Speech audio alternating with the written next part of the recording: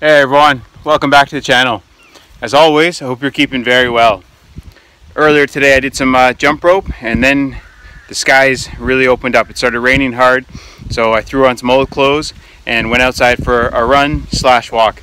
I did some running for a few minutes and then I walked for a few minutes. I just kept repeating that for a good distance. And during this run I came across some fields such as this one behind me with some beautiful horses. Horses are such a beautiful animal and they're extremely powerful. They're just nice to watch when they run, when they walk, or when they're at rest. You might be wondering, what does this video have to do with jumping rope and fitness? Well, if you ever watch horses, as I was watching them in another field and they were trotting along, a horse will run with its mouth closed. They will breathe with their noses, even though they get up to pretty high speeds. Most animals are the same. At rest and during physical activity, they tend to use their noses for breathing, with the exception of dogs. You know, if dogs get hot or they're exercising, they will open their mouths. But most animals will typically nose breathe at rest and during physical activity.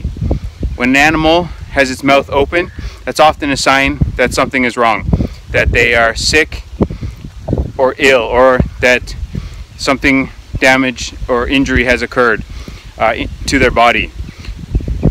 But humans, we often walk around with our mouths hung open. Why? There's an abundance of research now and from years ago that shows the importance of nose breathing at rest and even during physical activity. While you don't have to nose breathe all the time, especially when you're performing high intensity activity, it's a good idea to try to inhale with your nose.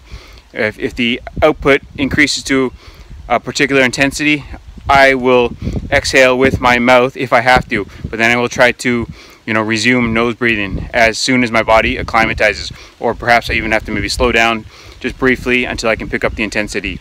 I've been nose breathing for quite a few years, and the benefits that it's had on my health and physical performance, my concentration, my mood have been incredible.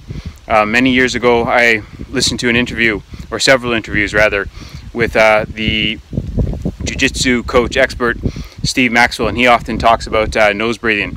So that kind of opened my eyes to it, and then I started reading more about it, reading from the yogis, all different textbooks, and then I came across a phenomenal book by Irish writer, Buteyko practitioner Patrick McKeown.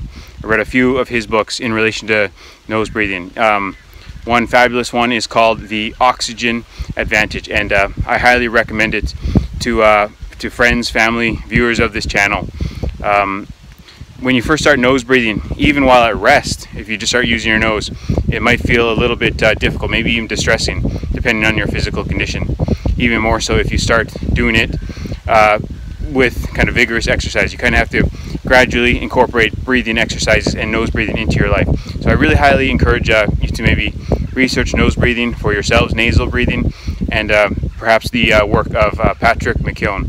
That's PatrickMcKeown, Patrick McKeown. And one great book is The Oxygen Advantage. He's got another fabulous book that deals with anxiety and a few other things, so I highly recommend checking out his work. So horses, I'm going to stay here for a little while, watch them, and then continue exercising. Thanks for watching, everyone. Hope to see you all again soon.